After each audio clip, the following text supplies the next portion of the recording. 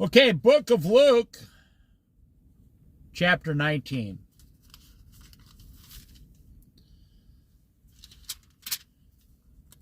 It's only 24 chapters in the book of Luke. We are definitely approaching the end of Luke. We did Matthew, Mark, Luke, and we will just move on to John next. My favorite book in the Bible, the book of John. My second favorite is the book of Ecclesiastes. Okay, we're on the book of Luke, chapter 19. Zacchaeus, the tax collector.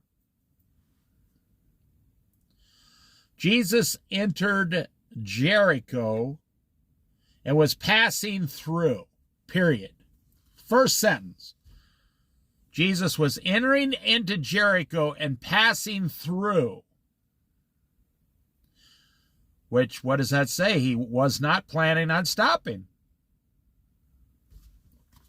Or he was passing through Jericho. It could mean he was passing through and looking for opportunities to stop. A man was there by the name of Zacchaeus. He was a chief tax collector and was wealthy. Well, back then, you know how tax collectors got their money. Now, a tax collector in our time gets paid a wage, an hourly wage by the federal government. There's nothing wrong with that. They do the work. They get their weekly wages. The government hired them. They applied for the job. They trained for the job. They do the job. But it's not like that back then. You know, you could be a tax collector set out by the Romans to collect tax, and, you know, you had direct access to the money. Tax collectors today, it's mostly over the phone. They don't have direct access to cash. Back then, this Zacchaeus, this chief tax collector, well, I'll just go by other verses in the Bible. Tax collectors were, bribery. They took a lot of bribes to make themselves wealthy. And he was a chief tax collector, one of the bosses. He had people working underneath him. Look at those Canadian geese right in front of us. Nope, it didn't go in front, but you could hear them.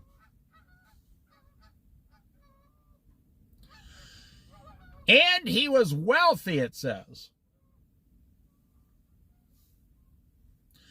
He wanted to see who Jesus was. Now, this is how you get a rich man saved. This man is wiser than most other rich people, and I'll tell you why. Because his curiosity was sparked. It clicked on. Rich people can have anything they want on this earth with their money, except their health. You can't buy your health, believe it or not. Health has to come from God. Love, you can't buy love. You can pay someone to live with you, but you can't buy their true, undying love. And there's certain things rich people can't buy. Like me, for example. If a rich man came up to me and says, Dave, I'll give you $100 million to stop talking about Jesus. They know I would not stop.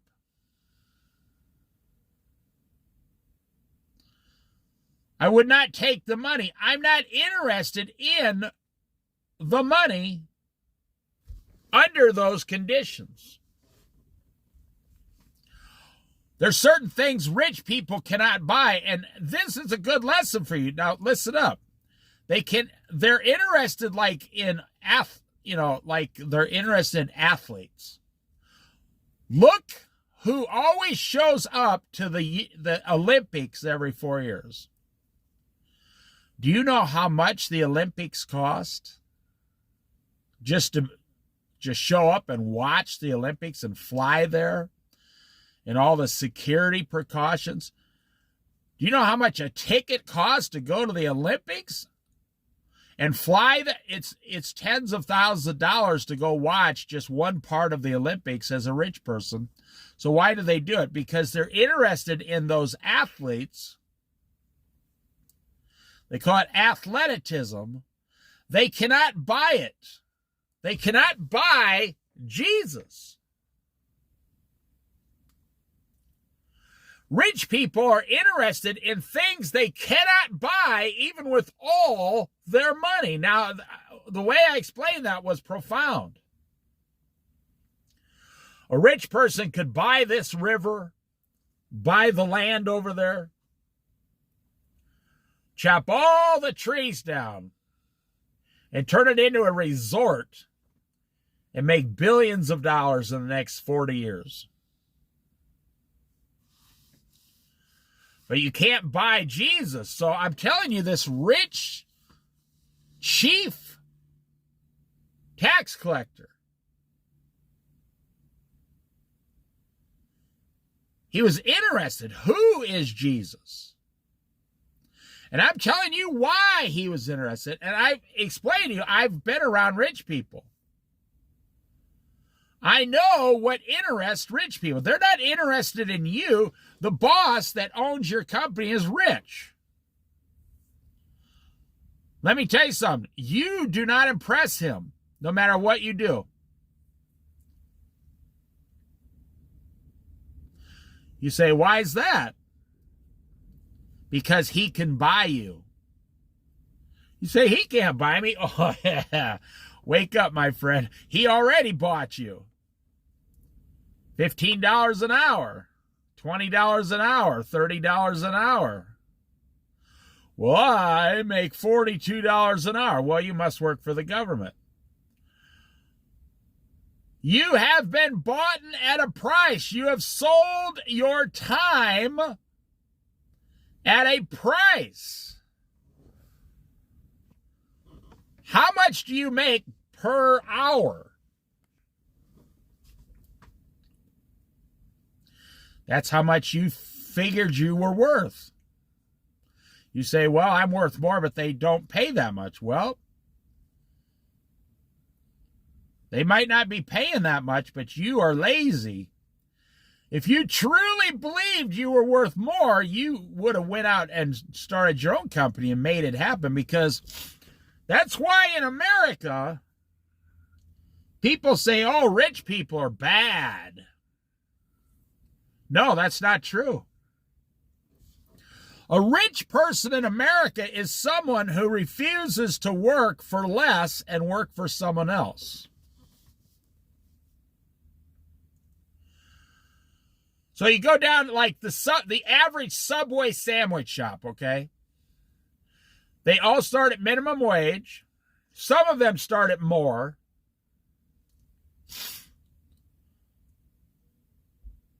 And you work 40 hours a week and you bring home $400 or $500 a week. They tell the poor soul, the poor slug, hey, if you could be the manager, we'll give you $600 a week. And that person, the manager, now I've been a manager in restaurants a long time, I have been a fool. But I wasn't interested in money or my own business. I could have done all that. I wasn't interested in it. I was perfectly content with my wages. I was an odd thing, an oddity, O-D-D-I-T-Y. I was an odd thing. I didn't care how much they paid me. I wasn't there for that. I was just there for a certain amount of money so I could live my lifestyle. That's why I stopped being a manager early in life. Because it interrupted my lifestyle.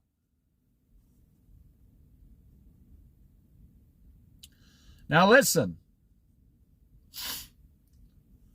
But the owner of the subway probably works 70 hours a week and profits $2,000 a week.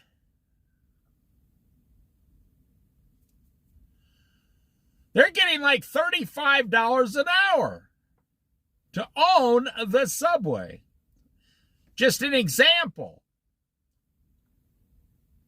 You work at a restaurant, you make $30,000 a year, $35,000. The owner gets $120,000 a year profit on a larger restaurant.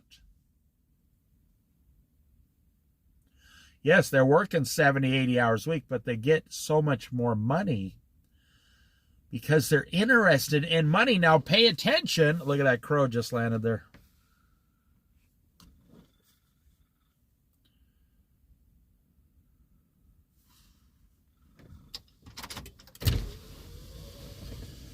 Are you talking to me?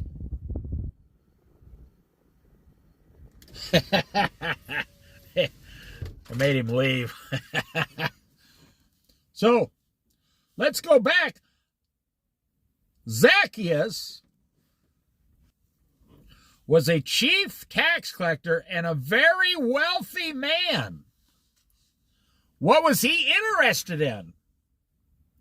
I've never heard anybody explain this in this much detail. I'm explaining to you how rich people operate and why they operate that way.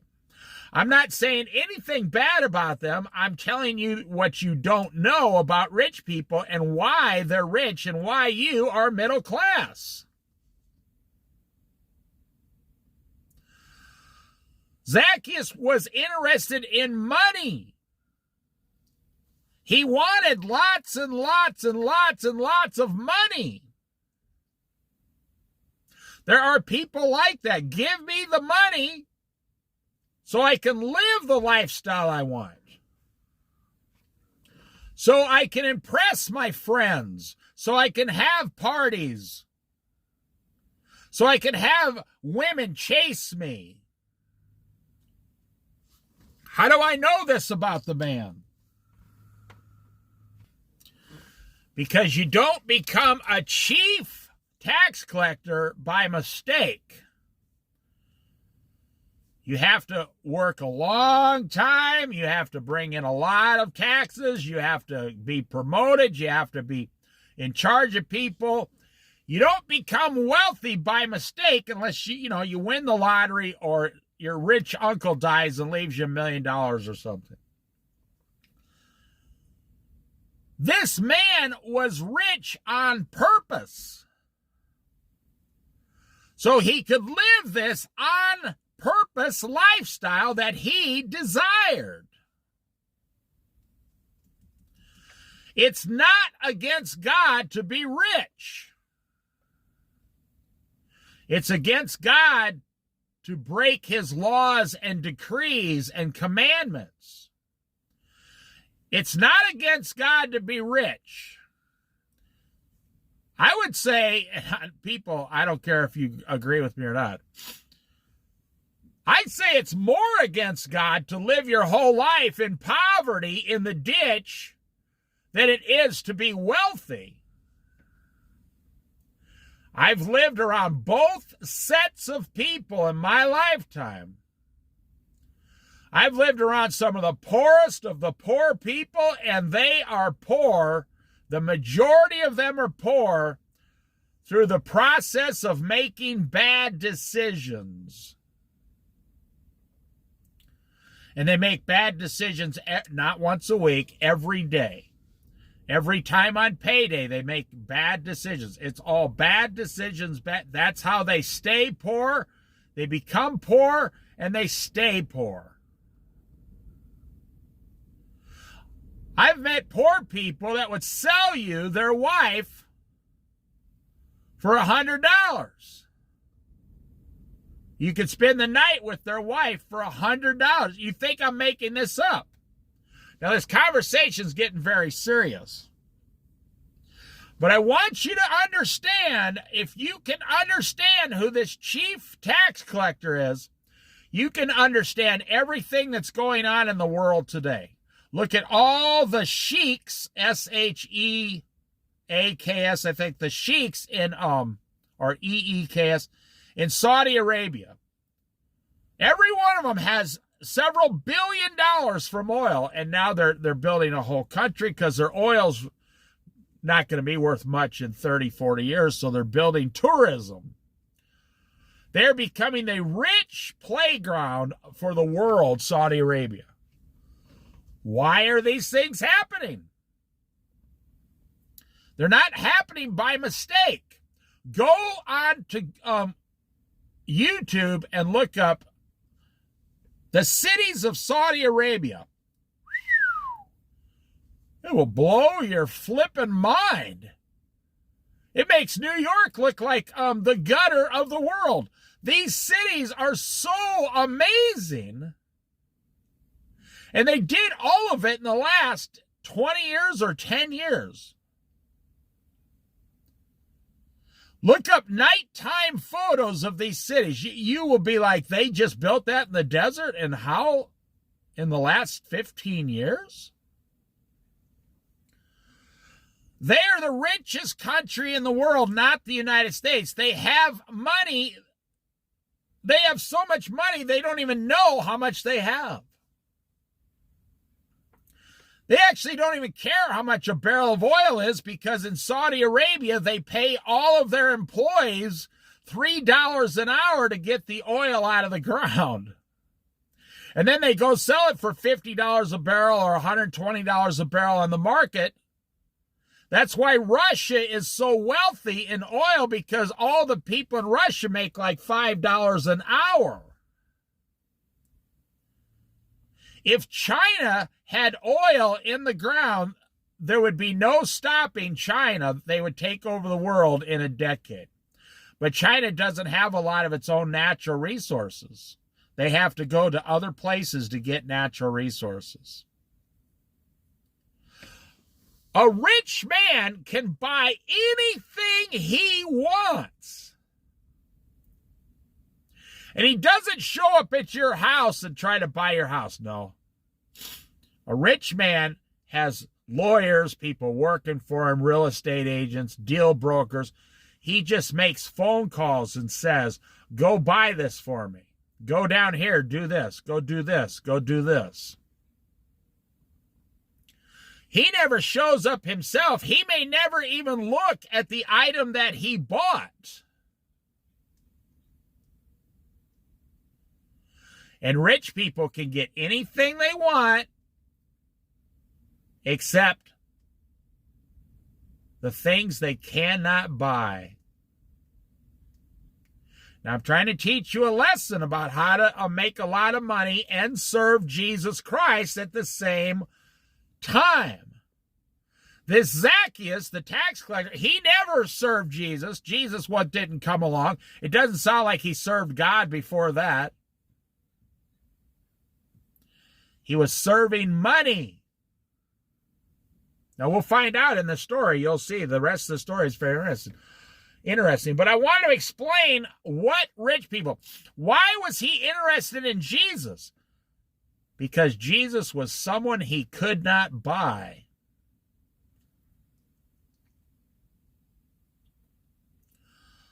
Walk up to a rich man and say, I want to work for you and learn everything you know. He'll say, oh, well,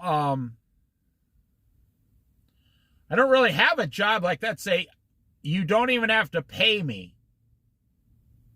Instead of going to college, I'll work for you free for 4 years.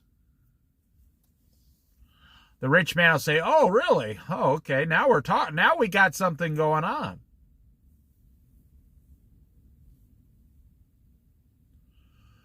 You'd learn more working free for a rich, wealthy, multi-millionaire or a billionaire like Donald Trump for free for 4 years, or Bill Gates or something, than you would going to college and paying for the college that teaches you almost nothing in today's society about business. It'd be better if you went and worked for a rich man for 4 years for free and gained all his knowledge about what he's doing and how it works. Then, when you made the rich man that offer, you would pique his interest. You have to understand, so you're Donald Trump. You wake up today. You have several $1 billion. You're Oprah Winfrey. You wake up today. You have several $1 billion. You're Elon Musk. You wake up today. You have several $100 billion. You're a sheik working for the king of Saudi Arabia. You have access to $1 trillion. And that's just in your little side of the country. So you wake up and you say, what am I going to do today? I have several $100 billion. What am I going to do today? That's why Elon Musk is trying to solve the electric car problem in the world. He's actually doing it to try to better the world. He's not making any claims about it. He's just saying he feels he will better the world eventually. That's why he has the internet balloons that float around. A poor person wakes up and says, I need to get a job working for a certain amount of money, and then I need to go buy some chicken wings, some pizza, some beer, some cigarettes.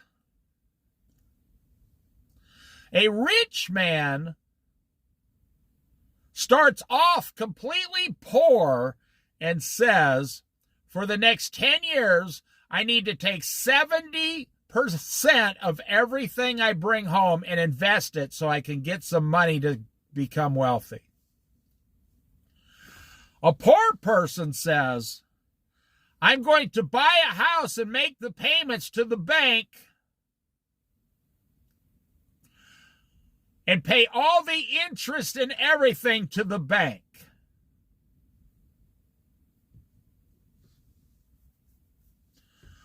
A foolish man says, I'm going to buy a Rolls Royce for $5 million. A wise man says, I'm going to invest my $5 million at 5% interest.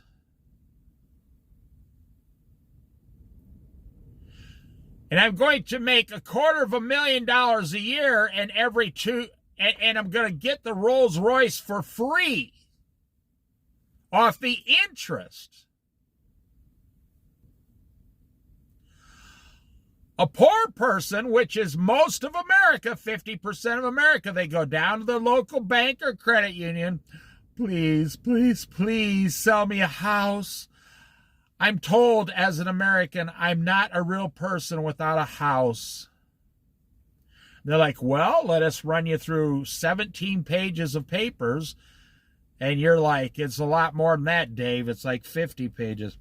Okay, you're going to run me through all these papers, credit check. You're going to take my children, turn them upside down, look at the bottoms of their feet. You're, everything.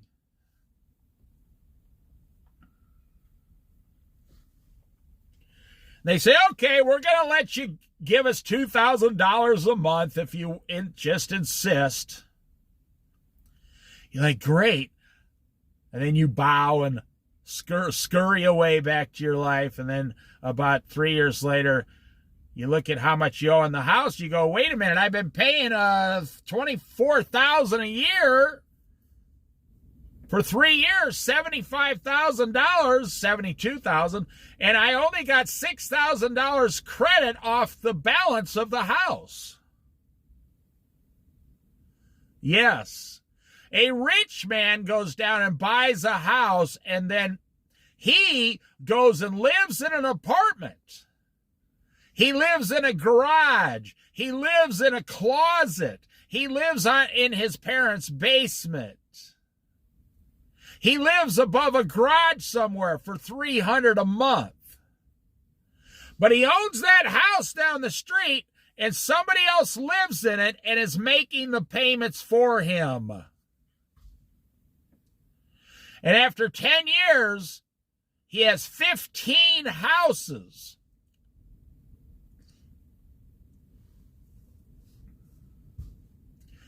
And 10 years after that, he's wealthy, and he never used one single dime of his own money.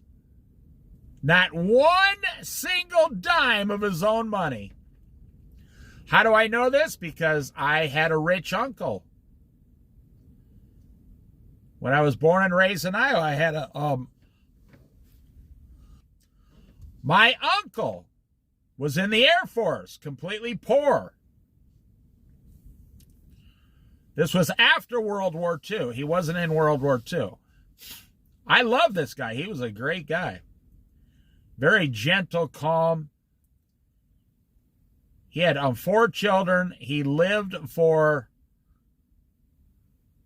family and money.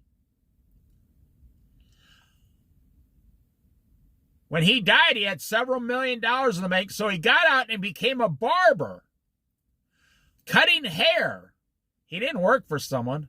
He took, like, I don't know, when you got out of the Air Force, you got like $1,000 saved, which was a lot of money in 1960. So he went down and he opened up a shop and paid a couple $100 a month rent on this little building. And believe it or not, it was right next to a McDonald's. And he started cutting hair. And then he hired someone in the shop to cut hair next to him.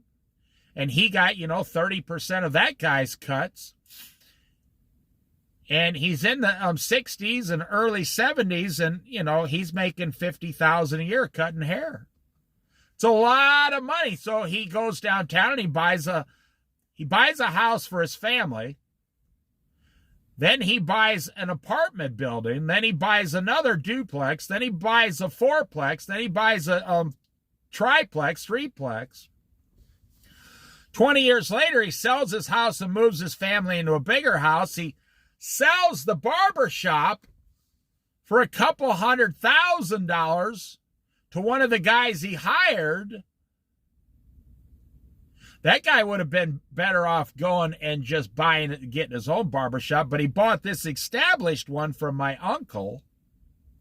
No, I never saw a dime of the money because I was not one of his children. Nor would I take the money. I lived a perfectly happy life with my parents on a farm.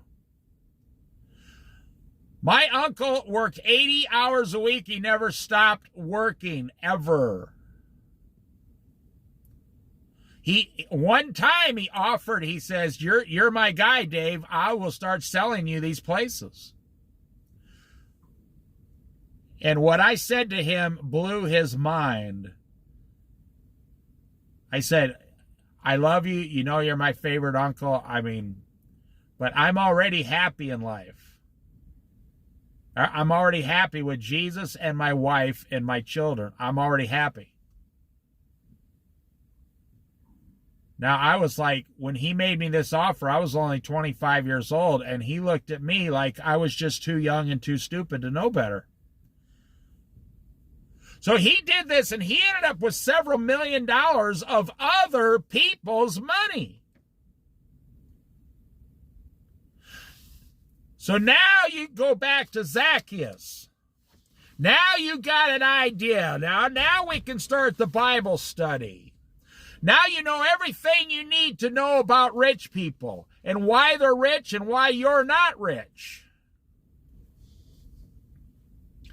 It's not because you're lazy and they're hard workers. No, you both work hard.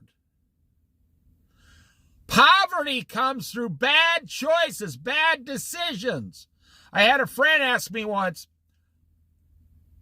will you teach me how to become wealthy? I said, you're too old. It's too late. And this friend was like 48 years old. I said, it's too late. And he was single. He said, what do you mean? He became offended at me. I said, don't take offense.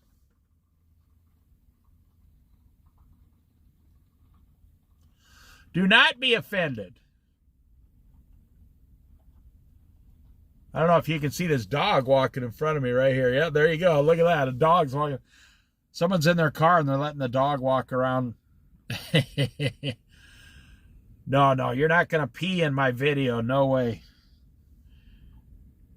We're studying the Bible and a dog shows up to pee. It looks like half a wolf dog. Oh, beautiful blue eyes. Very smart dog because it stared right at us. All right, so this tax collector. Oh, okay, so I was telling my friend,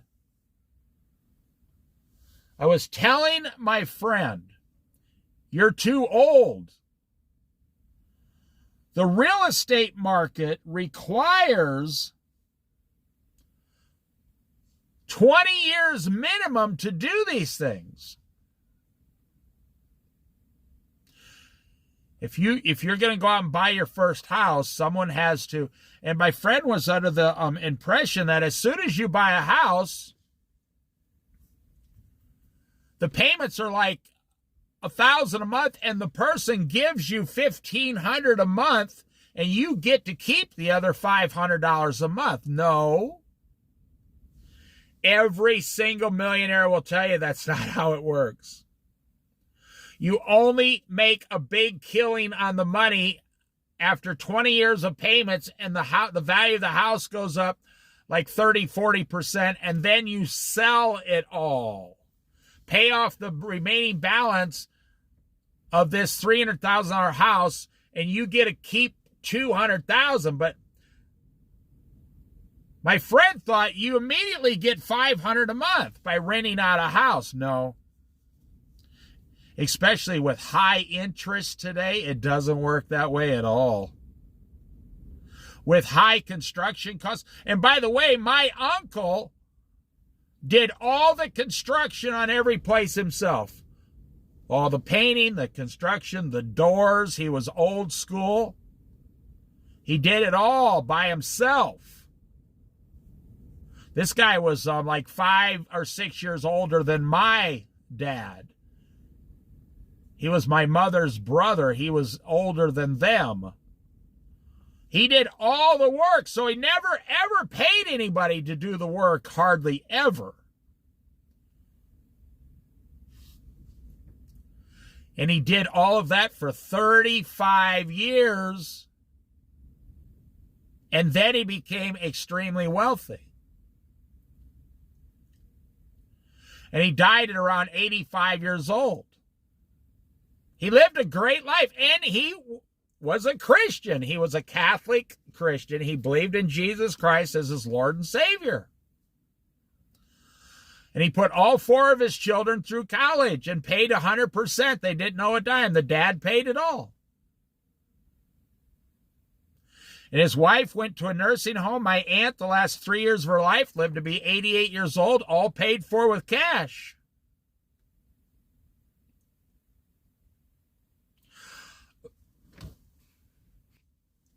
So here comes Jesus.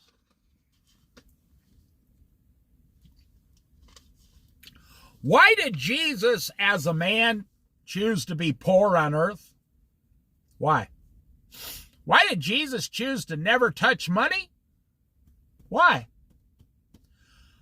I tell you, I've studied this for a really long time, like 50 years. Jesus came from true eternal wealth down to earth.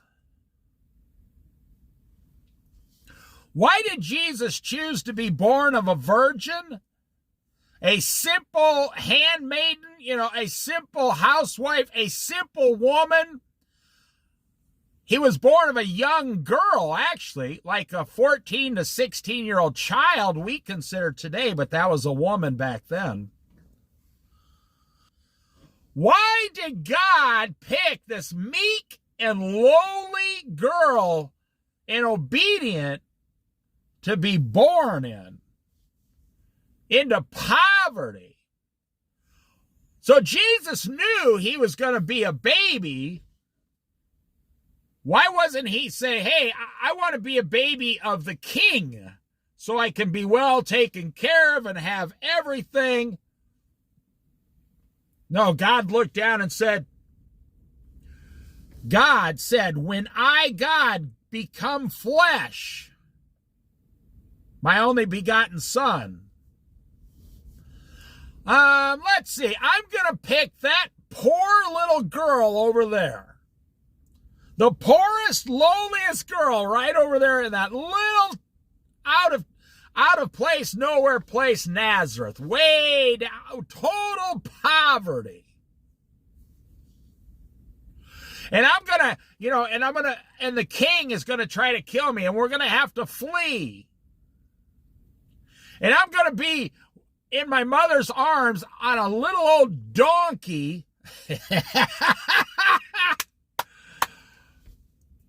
You want to know who God is? I'm telling you who God is. I'm going to be on a lowly donkey that can barely, one step at a time. We're going over rocks and cliffs and across sand, and then you got to get off and walk. And do you know how far Jesus was walking by age 2, 3, 4 years old?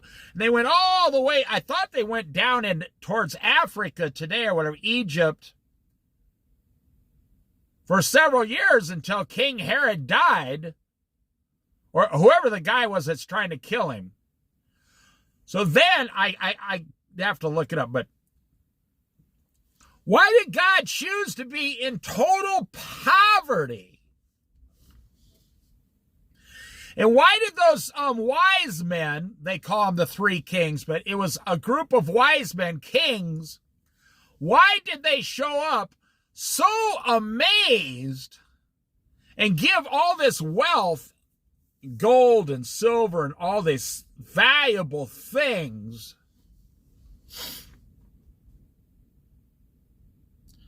to Jesus's parents?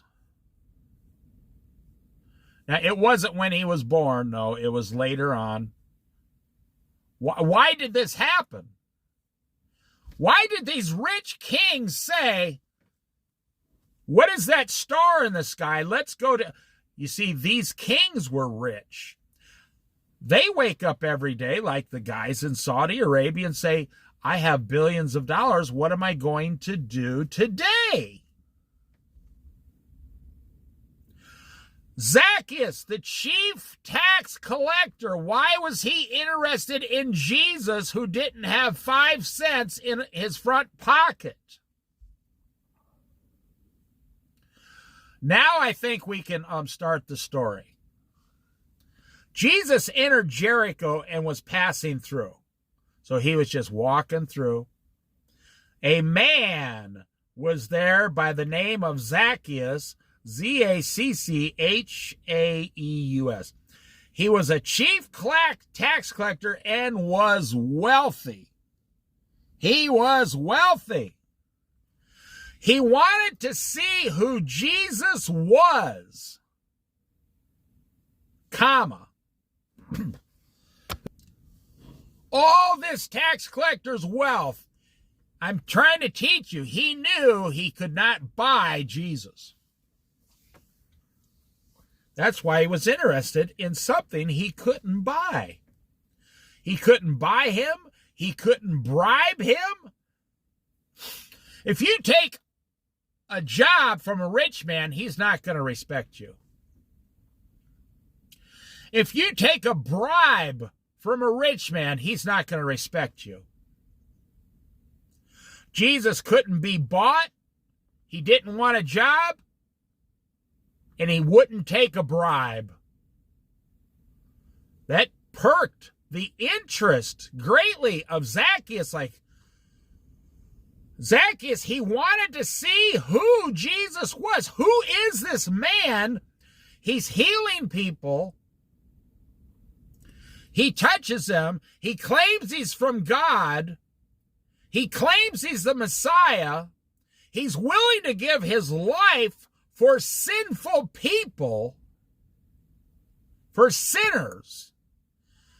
This man is willing to die for sinners. Now, let me tell you something. Listen very carefully.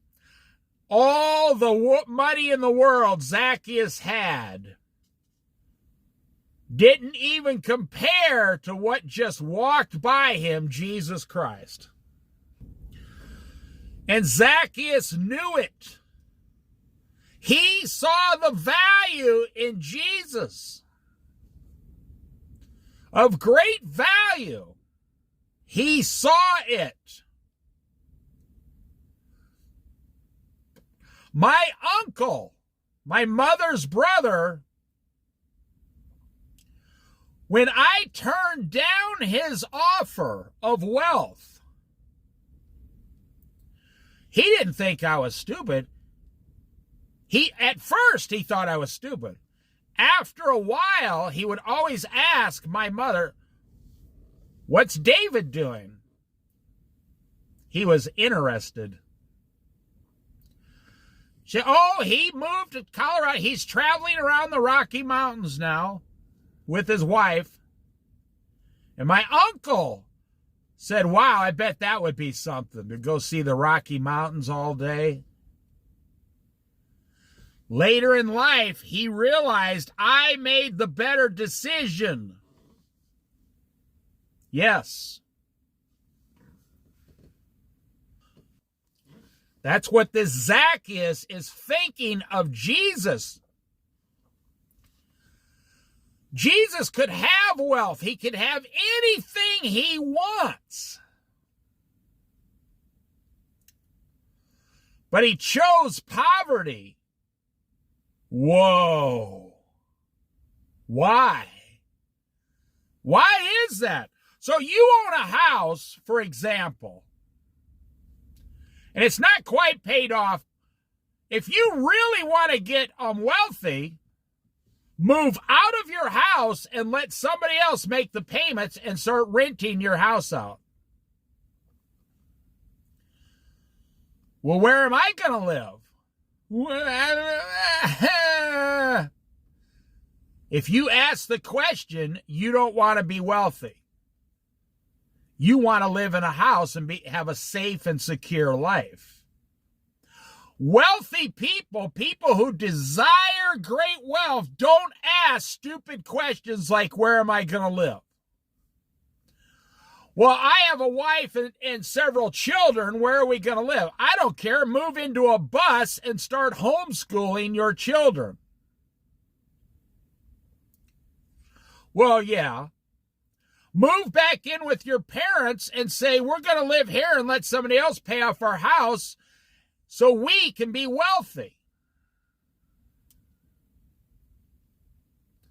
You would be surprised how many parents say, that's a good idea. We would love to have our grandkids living in the basement.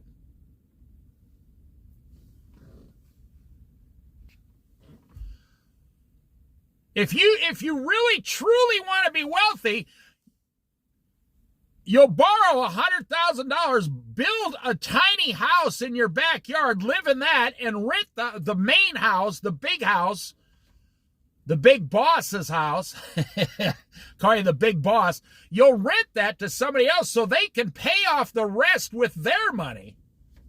And every single month, they're making your $1,500 month house payment, not you.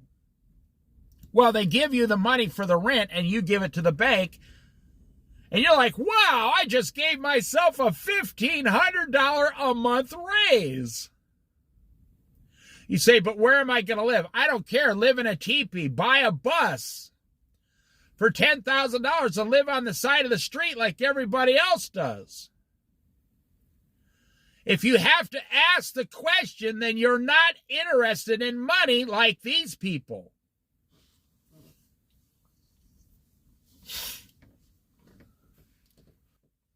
I'll tell you a quick story. I knew a UPS man in Iowa.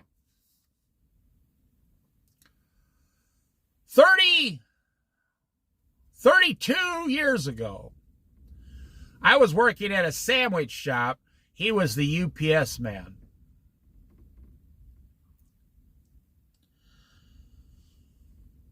He drove the UPS truck 50 hours a week. UPS wasn't as popular back then like today. It wasn't like today's everybody's ordering something. No, this guy drove 50 hours a week.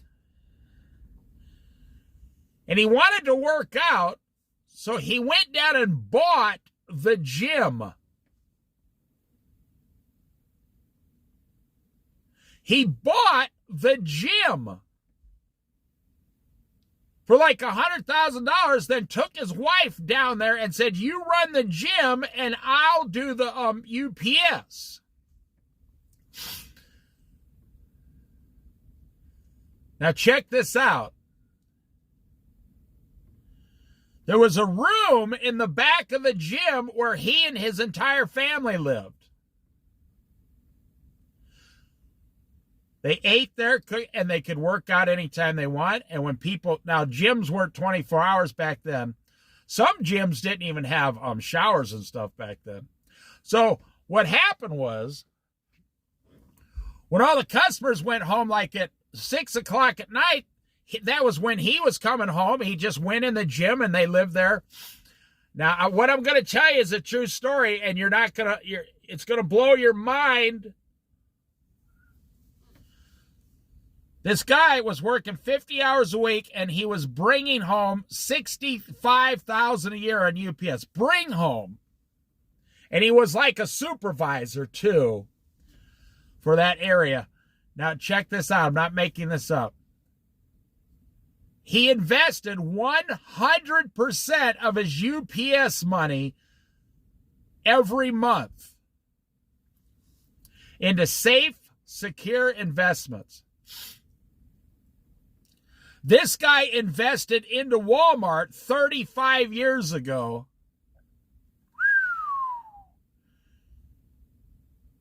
I don't even know how much money this guy's worth. He said, I'm going to drive for UPS. He was 40 years old at the time, and I was in my late 20s.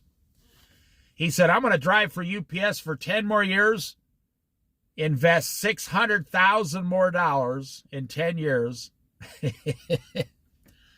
He said, I'm going to die. He said, I got it figured out. I'm going to retire, not die. I'm going to retire in really good shape down at the gym, and then we'll sell the gym, and with all my investments, I should have $5 million. This was a guy, a UPS driver. He was craving money. So if you have to ask, where am I going to live? Then you're not craving money. Just live a normal life and do what God tells you. But you can invest all your money, become really wealthy, and serve Jesus at the same time, as long as you put Jesus first every single time. Wealthy people can serve God. It's just that most of them don't. They serve money and they forget about God. They put God last. So here's this Zacchaeus. We're going to finish the story now. So it doesn't mean you're making an excuse. It doesn't mean you're lazy. It just means you're not interested in money. So if someone came to me and says, like my friend in his late 40s, this was like 5 years ago, he said, teach me how to become wealthy in real estate. I said, you're too old. It's too late. I said, start your own business, make $1,000 a week, and just be happy with that. You can still invest $500 every week.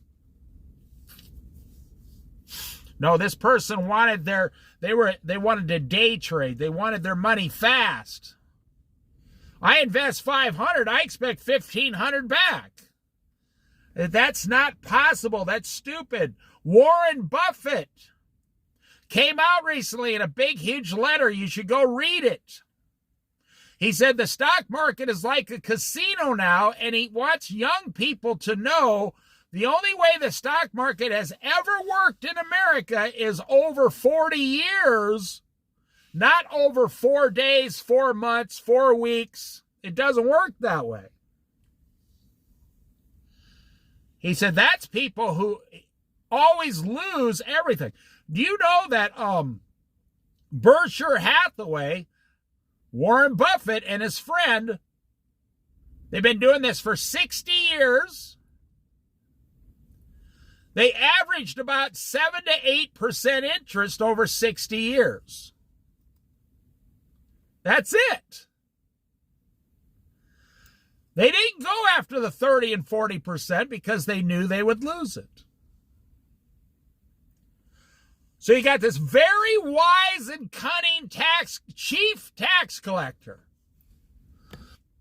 He can retire. He can do anything he wants. He can move to another country. He was the equivalent of a multimillionaire back then. Very wealthy man. Had houses. He had apartments. He had people living here. He had tax collectors working for him. He was the guy. But Jesus was what he was interested in. This Jesus seems to be everything I'm not. Now here we go. Jesus entered Jericho and was passing through. A man was there by the name of Zacchaeus. He was a chief tax collector and was wealthy. He wanted to see who Jesus was, but because he was short, he could not see over the crowd. It was the Napoleon syndrome. And I'm not trying to offend anyone, but if you're short, you got a harder life than other people. If you're short, people push you around. If you've been in the school system as a short kid, people take advantage of you. They pick you up. They put you in the locker. They lock it. They push you around. A short person has to prove themselves more than a tall person in our society. You take a short person and a tall person, go and apply for a management job, they're going to hire the tall person 90% of the time. That's how the world works. I don't know why. It's when people see a tall person over 6 foot tall, they assign them like, oh, look, tall, dark, and handsome. I think you'll be fine. You get the job. Short person, oh, look at the little short person. Well, they can't be a manager because they don't know what they're doing. So it was the Napoleon syndrome. Napoleon was short, and they say that's one of the reasons he wanted to conquer the entire world.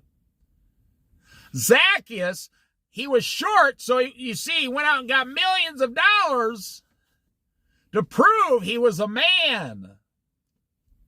It's a whole different subject, but I'm telling you, I know what I'm talking about.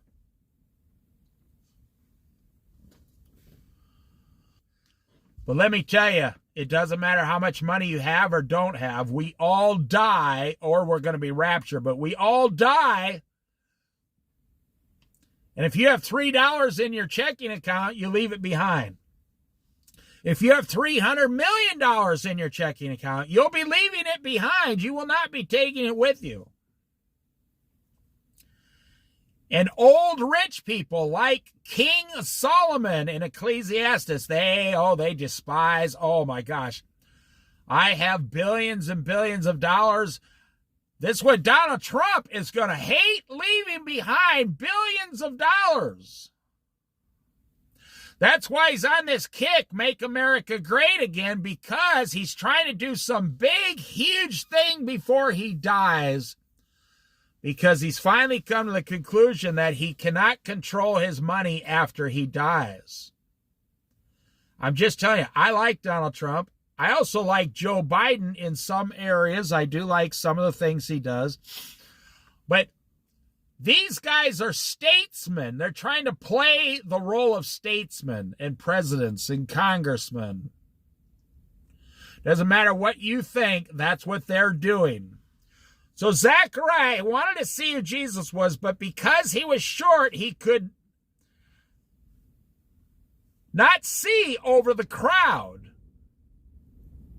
So he ran ahead and climbed a sycamore fig tree to see him, since Jesus was coming by that way. So you got this 5-foot guy, 4'8", 5'3". He jumps, a sycamore tree's not that tall, but he jumps up there and he could see over the crowd. Here comes Jesus. Here comes Jesus. Probably the richest man there that day in the crowd, this little short guy up in a tree looking, here comes Jesus.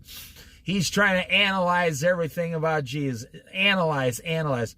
Look at Jesus. What is this guy? What's he got?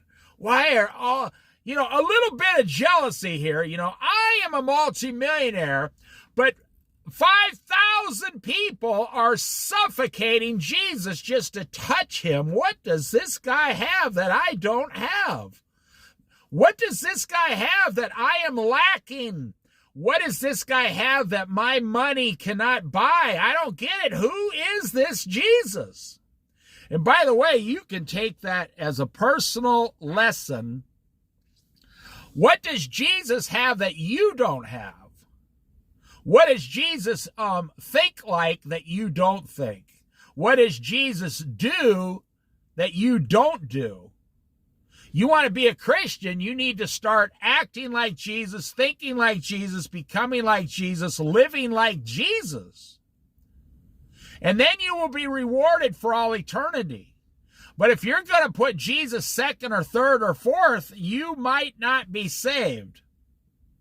Because to be saved, Jesus has to perk your interest. You have to say, who is Jesus? And you wake up every day as a true believer. You're going to be interested in the things of Jesus. As a Christian, Jesus should be consuming your entire life, and every move you make, you should never make a decision, not one time, without consulting Jesus first. Yeah. So Zacchaeus had a whole entire host of emotions going here. And I think one of them was a little jealousy. I mean, he was very wealthy. He's never had hundreds of people crowding up trying to be his friend. No, he's very wealthy. He usually has to pay for everything he wants. But this is so annoying. This is so annoying to rich people. I know a guy had a $100,000 Porsche once. And he told me, how come you don't have a better car? I said, it's just point A to point B. It just serves the purpose. He said, yeah, but you could buy a better car. At the time, I had like a $700 car. And he says, which was a nice car back then. He says, well, you're not going to beat me in a race.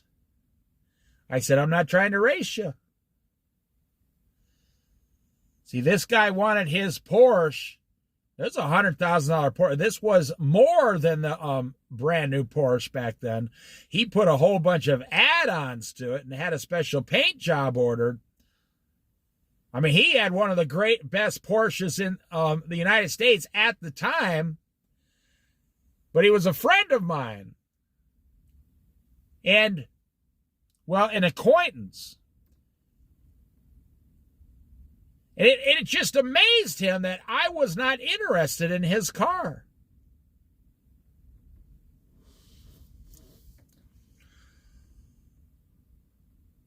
So he ran ahead, climbed a sycamore fig tree to see Jesus, since Jesus was coming that way. Here comes Jesus, all these people.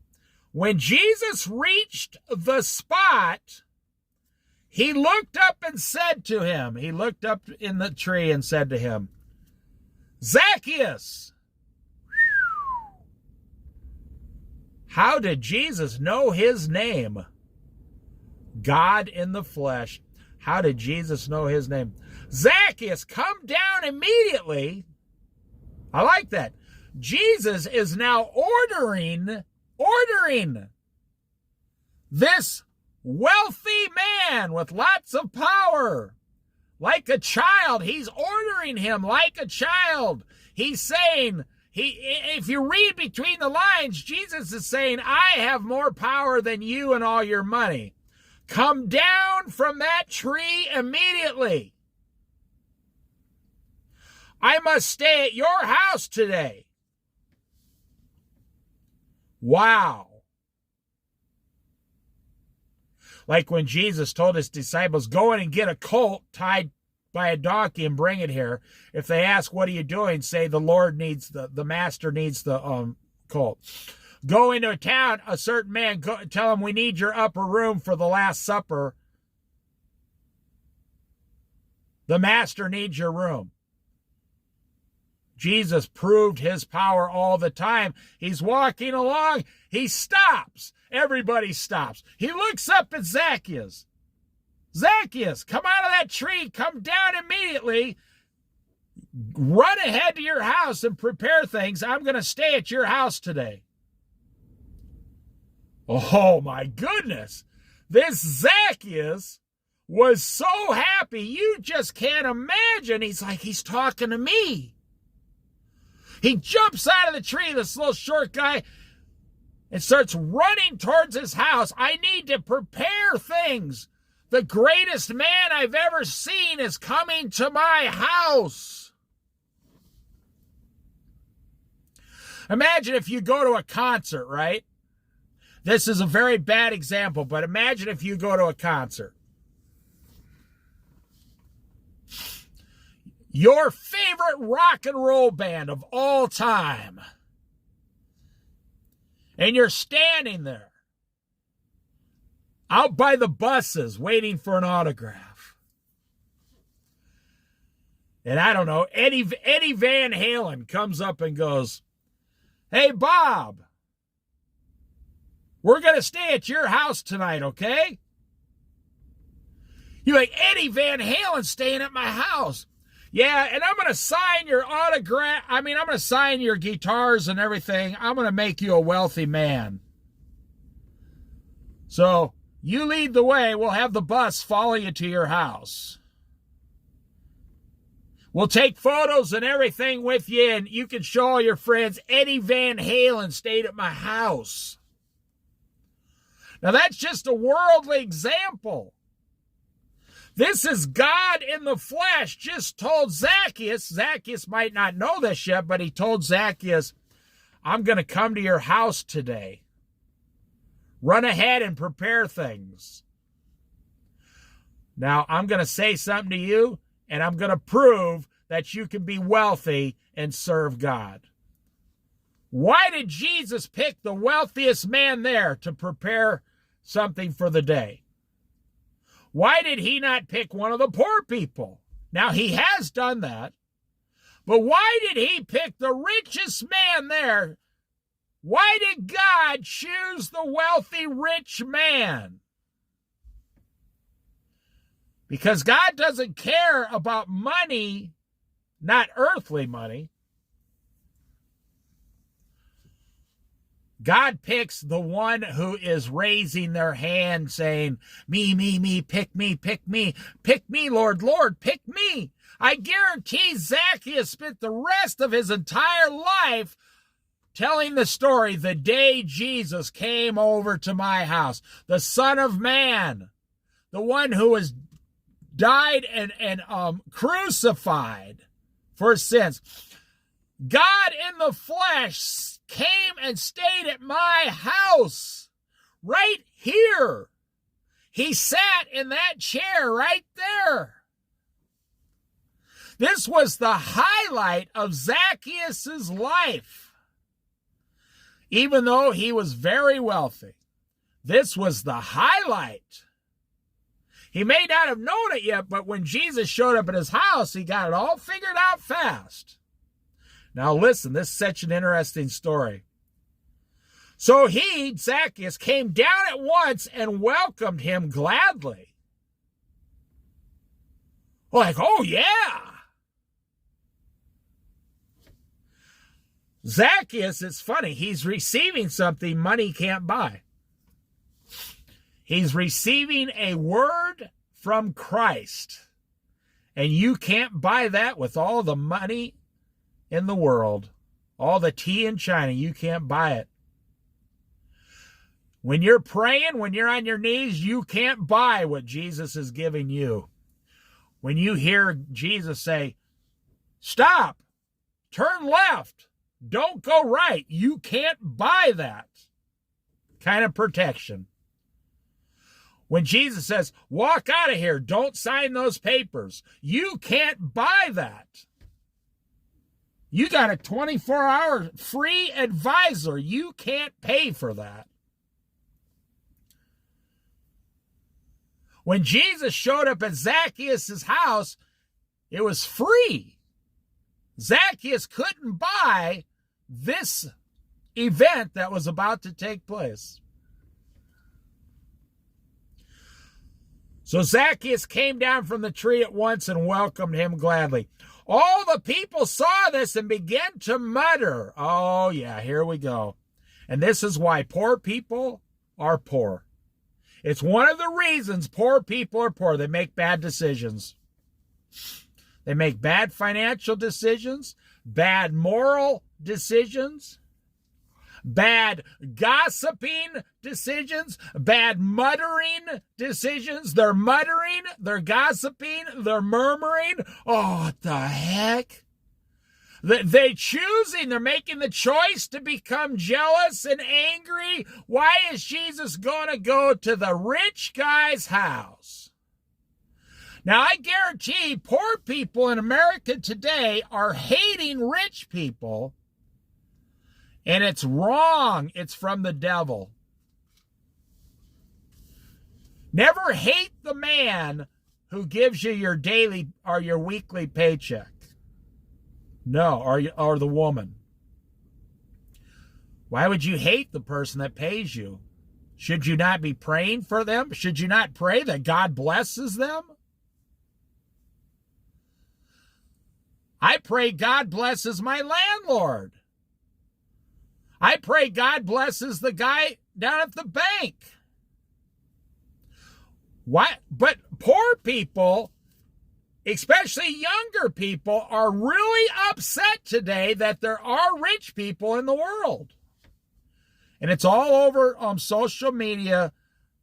The more money you have, the more you're hated.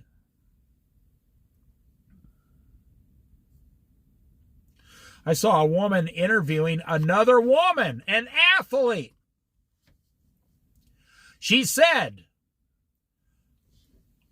"Are you ashamed that you have so much money in the bank as a woman?" Dang! What? The athlete said, "Why would you ask me that? Men have money too." She said, "Yes, but as a woman, all the other women don't make as much as you.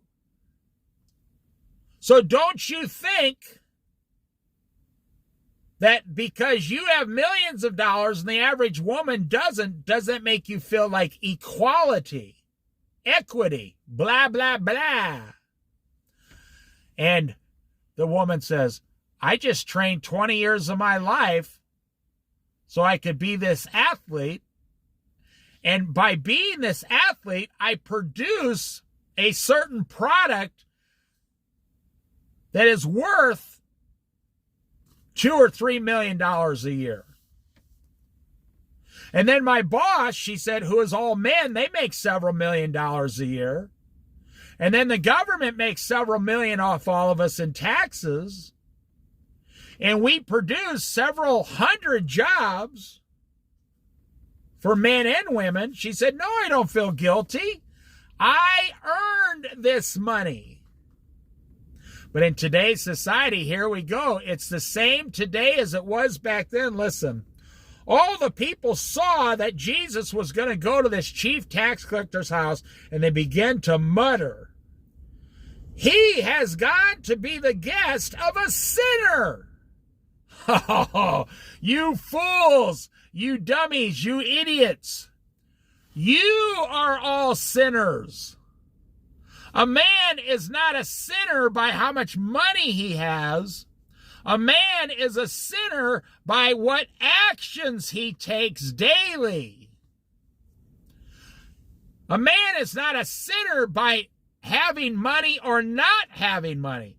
A man is a sinner every time you choose free will, God-given free will. You take your God-given free will and you make a free will choice to participate in whatever the sin is.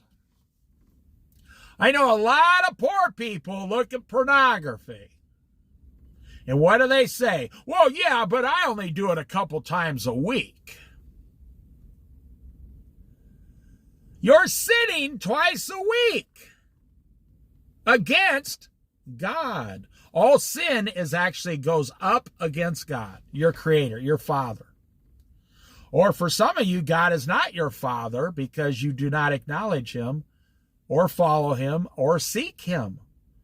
And I say some of you, it's really like 50, 60, 70% today don't want to have anything to do with God.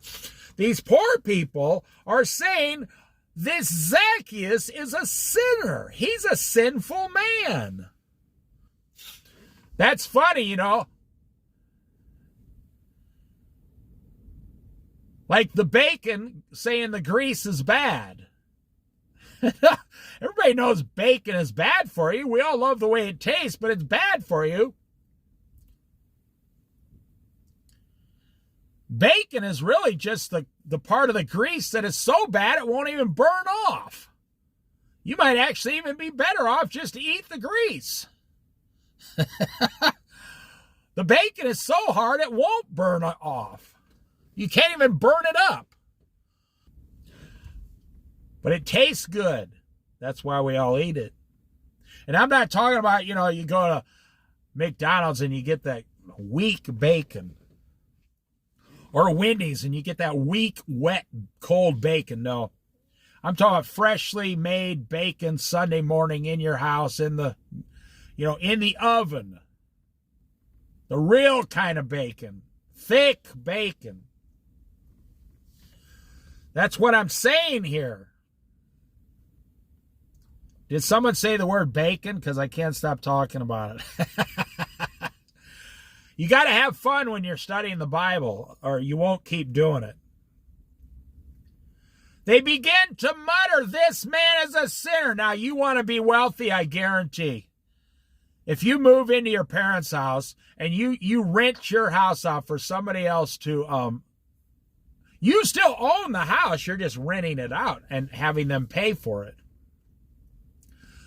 People they're not going to say that man made a wise financial decision. They're not going to say that. They're going to say, that bum moved back with his parents. That bum makes his wife and kids live with his parents. What a bum. The whole time you're putting $2,000 a month into a house. But they're not going to see that because they don't want to see the money part.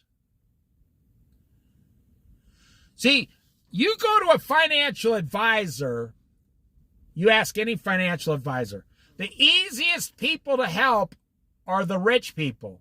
The hardest people to help are the poor people. Why? Because the rich people are eager. Zacchaeus was eager to see Jesus. Did you see any of these poor people following Jesus offering him anything? No, they were all trying to get something from Jesus.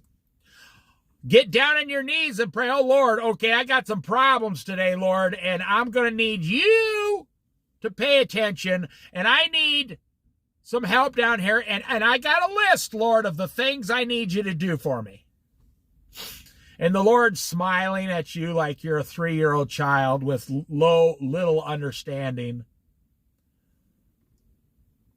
And the Lord will tell you out of love, do you really want me to help you? You say, you bet I do. That's why I'm down here for 5.5 minutes while my coffee's brewing. I only got about 4 minutes left, Lord, so let's, come on, I got to get going.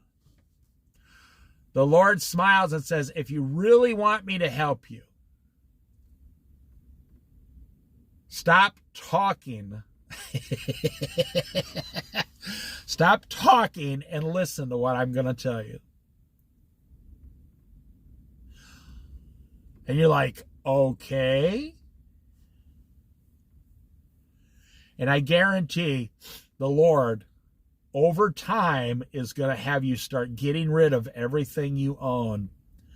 You just don't know it yet. He's going to say, let's go out to your garage. You know, the garage where you got 2 cars that won't fit in there? It's a 2-car garage, but you don't put your cars in at night because you got too much possessions in the garage. You turned your garage into a storage unit.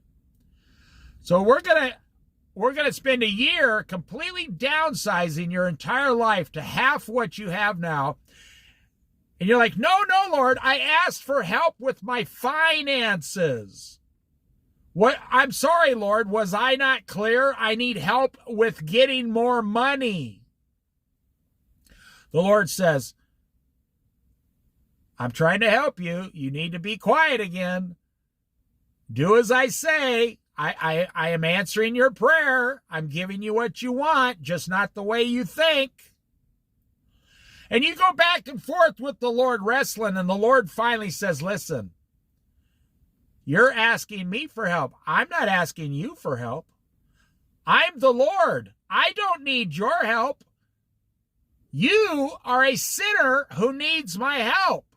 Do you want my help? And a lot of people waste a lot of time doing this. They say, okay, Lord, I do want your help. So, okay, I'm finally willing to shut up. I'm finally willing to shut up.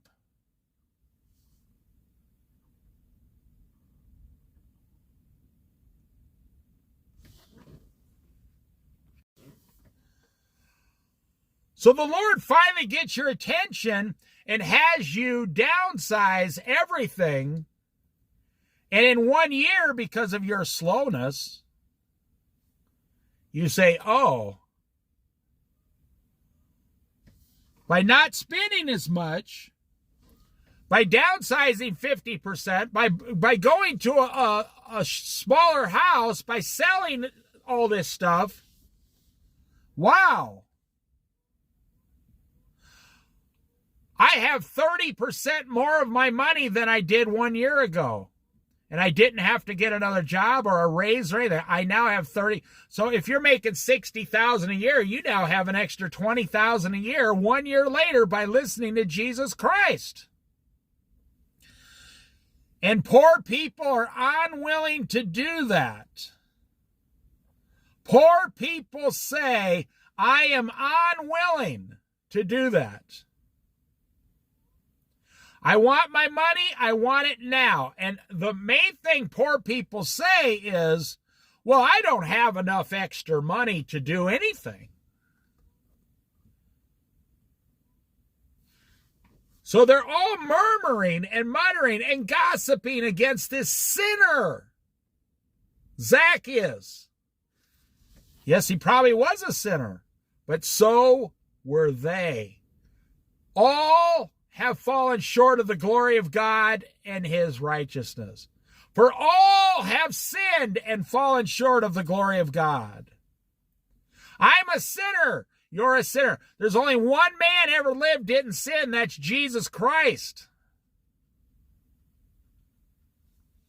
Now listen.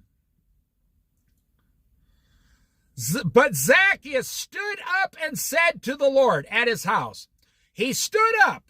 He said, look, Lord. Now, why don't you give a picture because we're almost done. This is one of the greatest stories that ends with one of the greatest endings of any story. Look, Lord. Jesus is there. All these people are there. Zacchaeus is there. All this. Now, talk about blowing all your friends' minds. You're very wealthy. You only care about money up to this point. This one man comes in your house. I want you to realize how big this event was. And Jesus is there. He knows what's about to happen. He knows everything. Zacchaeus stands up. Look, Lord, here and now, right now, in front of all these people, all these witnesses, in front of God, heaven, and earth, here and now, I give half of my possessions to the poor. Wow. When is the last time you've ever seen that? Have you ever seen Donald Trump stand up and say, I'll give 50% of everything I own to the poor? Have you ever seen Joe Biden stand up and say, I'll give 50% of everything I have to the poor? Have you ever known a rich man to say, I'll give 50% of everything I have to the poor? I'm worth $10 million. I'm going to give away $5 million right now. Have you ever seen Tom Cruise, Brad Pitt, Sean Hannity, any of these people stand up and say, Glenn Beck, right here and now, give 50% of everything I have to the poor? Have you ever seen it? You don't see it. No. You've never seen it. And if they ever heard this video, they would be offended. If you're Tom Cruise and you want to be the most popular actor in the entire world forever, give away 90% of everything you have to poor people. Tell the world I'm giving away 90% to the poor people. And just live on your last $10 million. The world will say, wow, you remember the time Tom Cruise gave away 90% of everything he had to the poor? See, that's something, you can't say anything bad about it. Do you see Oprah Winfrey say, I'm going to give away 50% of everything I have to the poor? You do not. The poor widow gave 100% of all she had, 2 small coins left, 100%. That's how God judges. She gave 100%.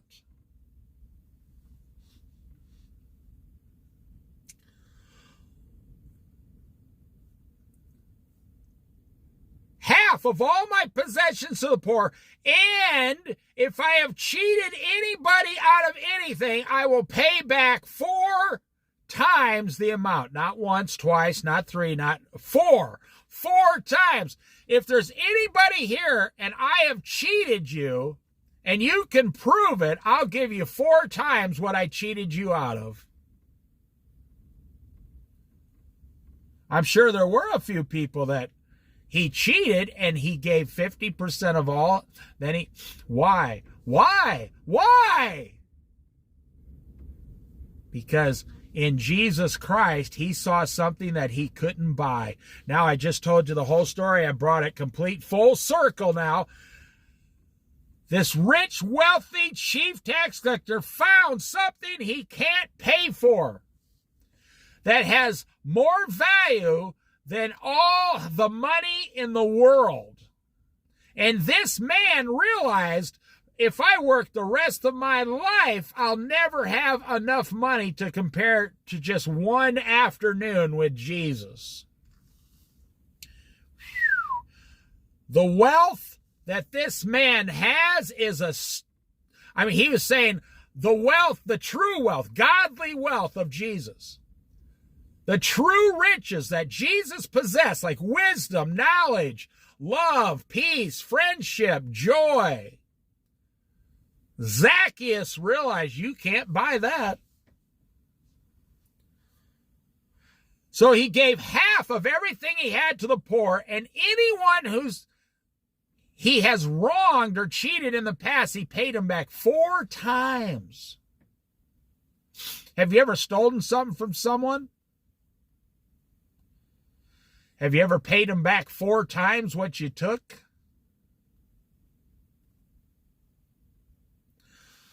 The Rock. There's a well-known video on YouTube. The Rock. The wrestler, the famous movie star. He's a multimillionaire now.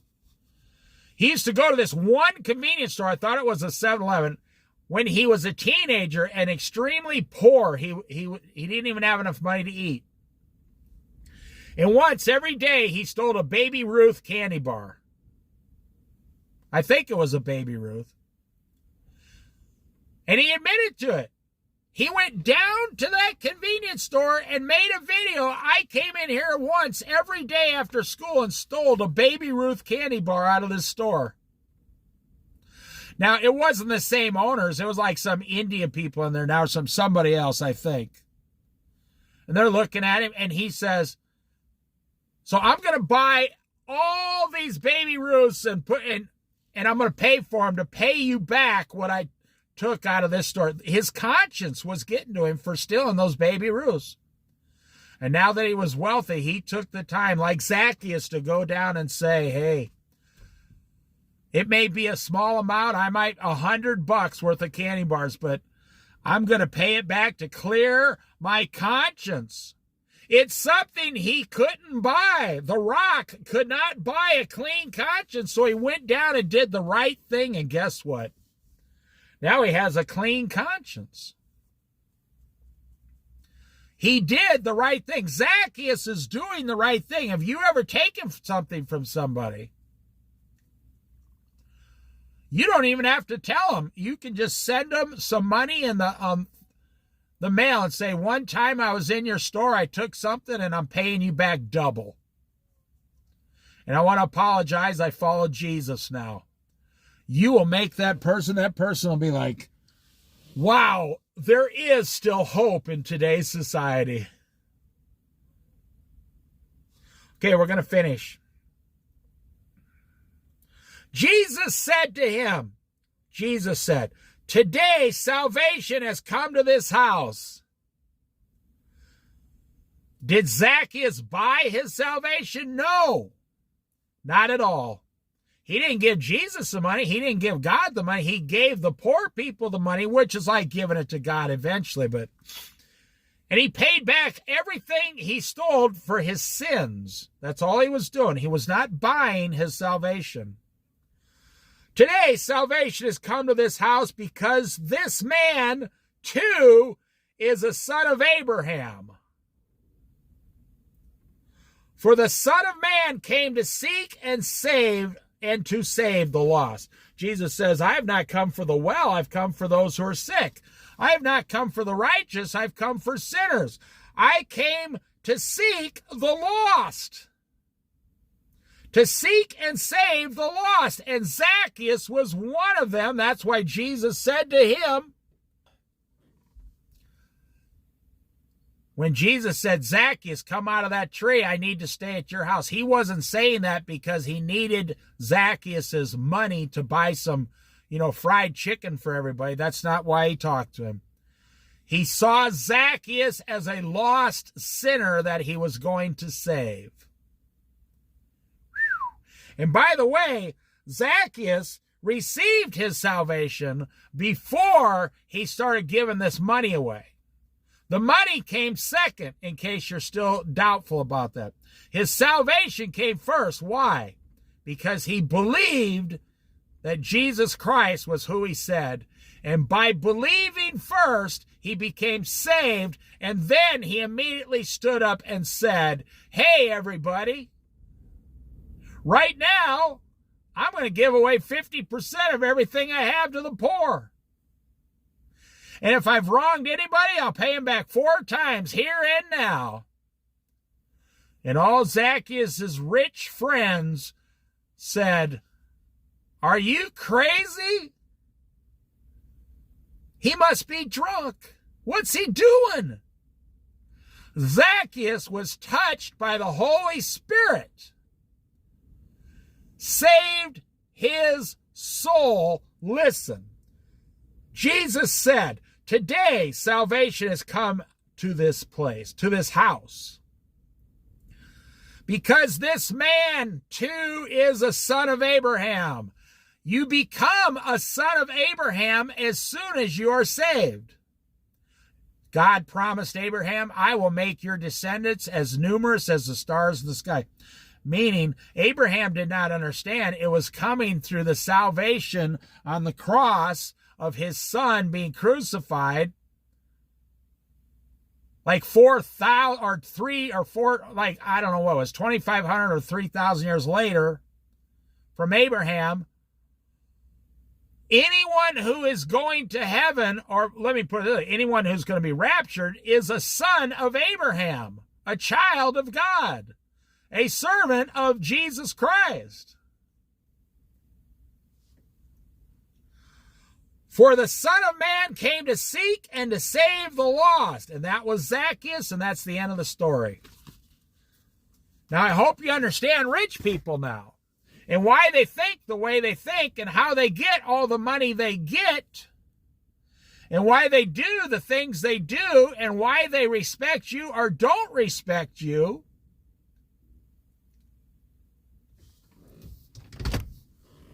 But it doesn't matter, because in the end, you either have Jesus or you don't have Jesus. Now, you're probably one of the middle-class people or the poor people that were following Jesus around. You should not grumble.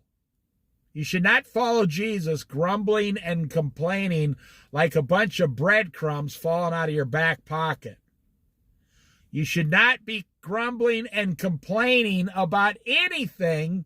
If you are truly saved, you should only be glorifying the name of Jesus Christ.